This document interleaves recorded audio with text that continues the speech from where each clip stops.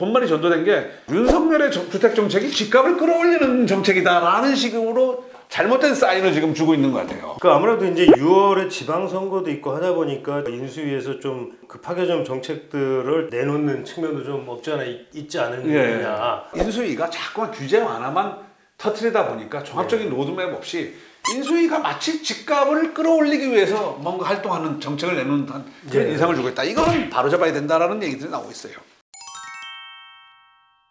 예, 윤석열 대통령 당선인이 이제 첫 번째 이제 최근에 이제 부동산 뭐 카드라고 해야 될까요?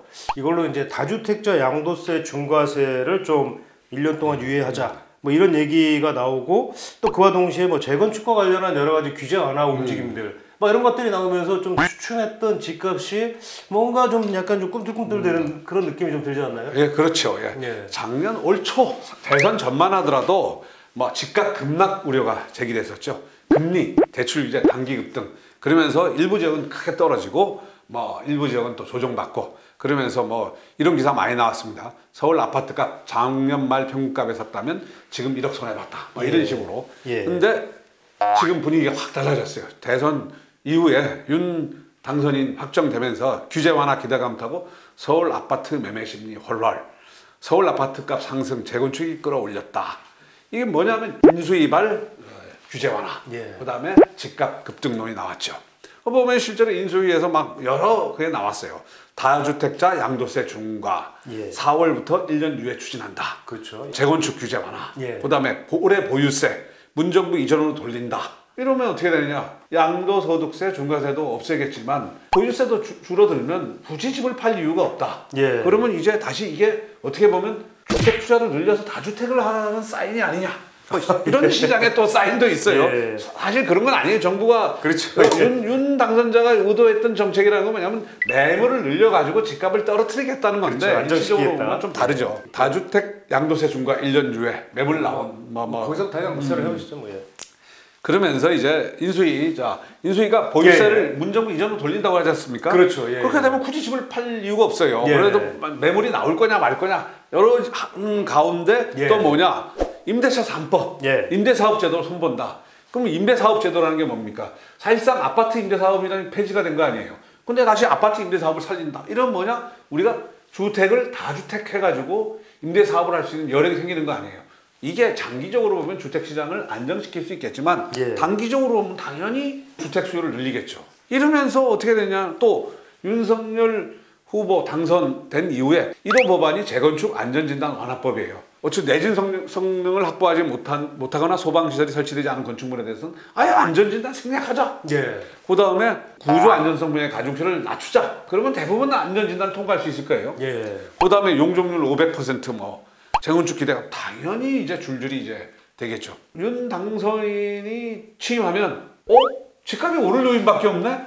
라는 생각을 하게 된 것 같아요. 그러니까 약간 좀 화춤하는 것 같아요. 근데 우리 다시 한번 생각해 봅시다. 윤 정부의 목표라는 게 뭐냐? 규제 완화, 비정상의 정상화예요. 그리고 주택 공급의 확대를 통해서 집값을 안정시키겠다는 거예요. 근데 시장은 지금 어떻게 일부 시장이 전체가 아니에요. 일부에서는 윤 정부가 들어서면 집값이 오르겠네라는 거예요. 일부 이제 그러니까 언론에서 이제 주문들이 쏟아져 나오고 있어요. 부동산 실책은 바로잡되 냉온탕은 경계해야 된다. 인수위발 부동산 규제 완화, 집값 자극해서는 안 된다.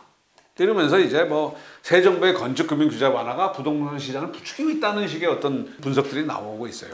그다음에 우리 조선일보에서도 새 정부 출범의 집값 하락세가 멈췄다. 심각한 경고입니다. 인수위가 자꾸만 규제 완화만 터트리다 보니까 종합적인 로드맵 없이 인수위가 마치 집값을 끌어올리기 위해서 뭔가 활동하는 정책을 내놓는 그런 인상을 주고 있다. 이건 바로잡아야 된다라는 얘기들이 나오고 있어요. 그래서 단편적 규제 완화는 위험하고 금융세제, 금융 패키지가 나와서 로드맵을 보여줘야 되는데 우리 지금 인수위가 약간 서두르는 거 아니냐는 느낌이 들어요. 뭐 단편적으로 규제 완화, 뭐 세금 유보 뭐 이런 것만 나오니까 사람들이 이 윤 당선인이 의도했던 정책 목표와 거꾸로 연결되고 있어요 지금. 최근에 한덕수 총리 후보자가 보다 못해 이제 이런 말을 했어요. 재건축 규제 완화, 부동산 정책 전반과 우선순위 고려해야 된다. 왜냐면 자꾸만 이게 지금 뭐냐면 인수위에서 막 자꾸만 발표는 나오는데 정돈되지 않은 발표들이 나오면서 뭐 약간 분위기가 반전되니까 한덕수 이제 총리 후보자가 약간 교통정리를 하는 느낌이 들어요. 예. 근데 실제 우리가 지금 아주 걱정할 정도로 집값이 지금 막 요동을 치고 있느냐? KB 조사에서 보면 서울이 이게 최근 조사가 3월 28일 날 조사가 최근 조사예요. 그럼 그 전에 3월 21일 예. 조사에서 보면 0.2에서 0.2 뛰는 건 아니에요. 그냥 하락세가 상승세가 계속 유지는 되는 거네요. 그렇죠. 0.2니까. 무르는데 예. 상승폭이 3월 14일보다 조금 올라갔어요. 0.02네요. 예. 그리고 서울에서 보면 광지구 0.0에서 0.06 예. 하락폭이 좀 줄었어요. 상승폭이 좀 줄었어요. 예. 마포구도 줄었어요. 성동구는 0.00, 용산구도 약간 줄었어요. 강남구도 줄었어요. 근데 지금 오른 데가 뭐냐면 서초 0.01에서 0.07, 예. 송파가 0.02에서 0. 송파는 줄었어요. 노원이 마이너스에서 플러스로 약간 움직이는데 이게 아까 뭐 일부 언론에서 보도됐듯이 뭐 그냥 과열은 아니었던 거 아닌 것 같아요. 약간. 예. 그럼 서울만 이러냐? 경기도를 볼까요? 경기도도 보면 분당 경기도는 올랐어요. 0.0에서 0.04. 분당이 0.08에서 0.11.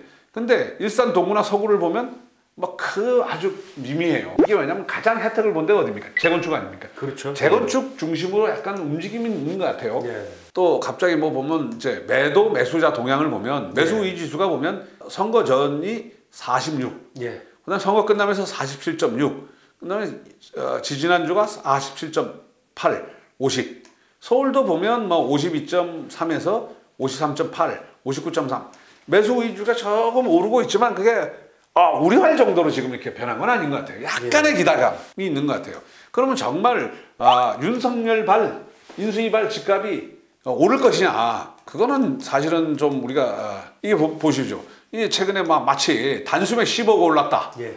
뭐 16억 올랐다. 뭐 이런 기사들 많이 나오죠. 근데 이게 뭐냐면 2년 이게 거래가 없던 계속 우성 일차인데 이게 뭐 한 2달, 3달 전에 있다가 갑자기 15억이 오른 게 아니고 2년 5개월 사이에 거래가 없다가 한 번 거래된 게 이렇게 15억 오른 거예요. 예. 이건 뭐냐면 대통령 선거의 결과, 그 다음에 윤석열 당선인의 재건축 규제 완화와 상관없이 그 2년 다른 부분에서 이미 올랐던 게 반영된 거예요. 그렇죠. 누적치가 그냥 한꺼번에 된 건데 반영이 됐다. 이거를 가지고 예. 마치 재건축이 마치 과거처럼 작년 7, 8월처럼 그러는 식으로 하는 거는 좀 저는 과잉반응이에요. 예. 그 다음에 이거 보면 또 이런 기사도 있었어요. 30억 더 48억. 서울 아니었어. 어디이길래. 이게 분당 파크뷰인데 예. 이거 4년 10개월 사이에요. 그러면 사실은 뭐냐면 그 사이에 거래가 없다가 조금씩 반영된 걸 한꺼번에 반영하니까 저렇게 보이는 거지 실제 한꺼번에 17억이 뜬 게 아니에요. 대선 때문에. 4년 10개월 사이에 첫 거래가 있었던 거예요. 이거는 약간 과장된 기사 아닌가 하는 생각이 들어요. 예, 확실히 불러일으켜요. 지금 마치 이런 일부 단편적 기사들만 보면 윤석열 당선인이 되면서 규제 완화를 추진하면서 집값이 갑자기 폭풍처럼 뛰고 있다. 예. 근데 사실은 그건 아닌 것 같아요. 자칫하면 진짜 이 시장에 호도를 할 수 있는 게. 예. 근데 지금은 뭐냐? 집값이 그렇게 폭등처럼 성장해 오는 게 지금 금리가 벌써 3차례 올랐잖아요. 그렇죠. 예. 그러면서 주담대 금리 7% 시간 문제고 계속 지속고 있어요. 물론 평균 금리는 한 4, 5% 되지만 이게 계속 오름세예요. 그래서 우리가 대출 규제 완화 얘기를 하고 있지만 대출 규제를 완화를 해줘도 금리가 지금 금리가 발목을 잡고 있어요. 예. 그러니까 자꾸만 이런 종합적으로 사실은 봐야 돼요. 이런 게 있어요. 정확하게 대출 문턱 낮아지면 뭐하나, 치솟는 금리 어떻게 감당하나 이거예요. 그럼 주담대가 연 6%, 7%까지 이제 접근하고 있어요. 그리고 최근에 이제 발표된 게 주택구입 부담 지수. 예. 3달 전거를 이제 발표를 하는데 그게 드디어 200을 돌파를 했어요. 200 돌파의 의미가 뭐냐? 이거는 2007년 고점보다 주투비 한 160 정도였어요. 지금 이제 200 됐어요. 200은 뭐냐? 100이라는 게 중간 가격의 주택을 이제 주택담보대출을 받아가지고 원리금 상환하는데 100이면 소득의 25%, 200이면 소득의 절반을 갖다가 원리금 상환을 부담하는 거예요. 그래서 어떻게 보면 장기적으로 보면 이게 한 150에서 160에서 이런 사이클을 계속 그려요. 이것도 마찬가지로 물론 오를 수 있겠죠. 근데 50이 넘으면 여기다가 또 급격히 올라가요. 금리가 오르고 있으니까. 그러면 다음에 아마 이 가격이 안 떨어지면 250 이렇게 나오겠죠. 그러면 사실상 어떤 과거의 역사를 봐도 이런 사이클을 그렸어요. 끊임없이 올라갈 수 없어요. 자기 주택의 원리금 상환을 70% 한다. 월급을 받아가지고. 잘 불가능한 거예요. 그러니까 지금 현재 상황을 놓고 보면 물론 더 오를 수도 있겠지만 지속 가능하지 않다는 거예요. 지금 금리가 오른 상황에서는. 그래서 뭐 지금 뭐 이거 보면 다른 한편에서 뭐 빌라 신축도 더 떨어진다. 뭐 지택싹별 이전 안 먹힌다. 이렇게 지금 보면 일부에서는 예. 재건축 아파트 이거 그 뭔가 재건축 규제 완화 기대감, 다주택자 기대감 때문에 일부에서 약간 하락폭이 멈추는 건 사실인 것 같아요. 그리고 약간 일부 꿈틀거리는 데는 있어요. 근데 이게 작년 한 6월 상황처럼 폭발적으로 폭발하기 직전이다.